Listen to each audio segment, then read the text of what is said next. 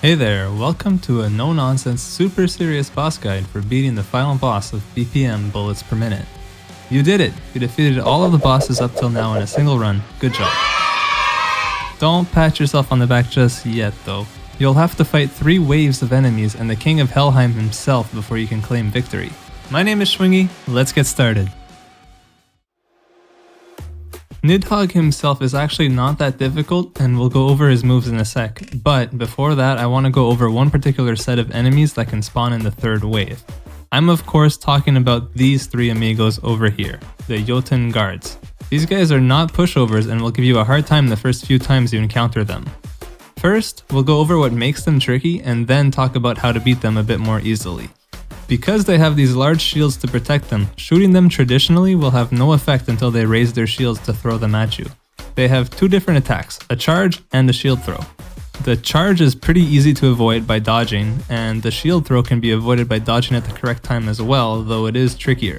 You'll have to be paying close attention to the guards themselves and the crosshair indicator to get the timing right.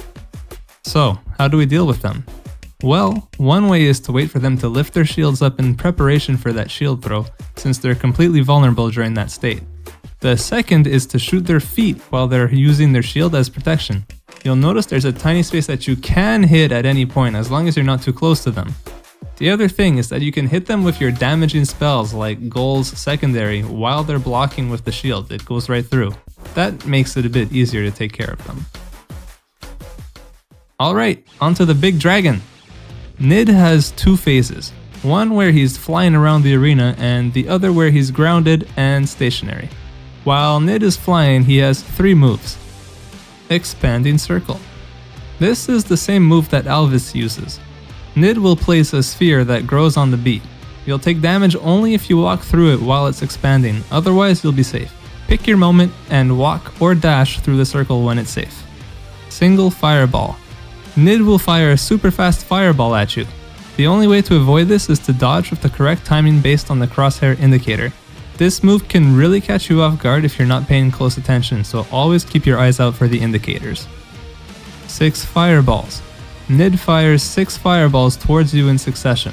It's very easy to dodge this by just running around in circles, which, yeah, you should be doing. Phase 2 starts when Nid gets down to 50% HP. He'll drop to the ground and attack you from there. He has 4 moves while in this state. Expanding Hemisphere. Nid will create an expanding hemisphere towards you with his tail. This is just like Surt's attack, except it's way easier to avoid here because of the nature of the arena that you're fighting him in. Just run around the circle to avoid it. Single Fireball. Nid uses the exact same attack as in Phase 1, dodge at the right time and stay on your toes. Fireball Waves. Nid fires 4 waves of 3 fireballs each in your direction. As long as you're not right up against him, none of the fireballs should hit you. Dragon Ghosts spawn. Nid spawns 4 Dragon's Ghosts at once that will chase you. Shoot them to blow them up. They're pretty slow, so in actuality you don't really have to worry about them. General tips. Alright, so Nid's moves are pretty straightforward in my opinion. The basic BPM boss strategy applies to him, run in circles and keep shooting. The main move you have to be on the lookout for is his single fireball, which comes out quick and has no animation, and will hit you if you don't dodge correctly. Keep in mind that with a good set of items and guns, he can actually be taken down in seconds, which is very satisfying.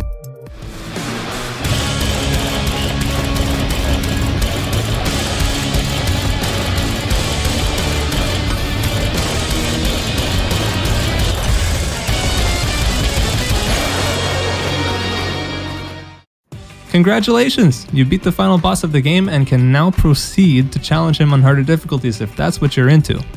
Thank you very much for watching this series of boss guides. It's been a hell of a lot of fun to put together and I've learned a lot in the process. Give the video a like if you enjoyed it, and as always, have yourself a wonderful day.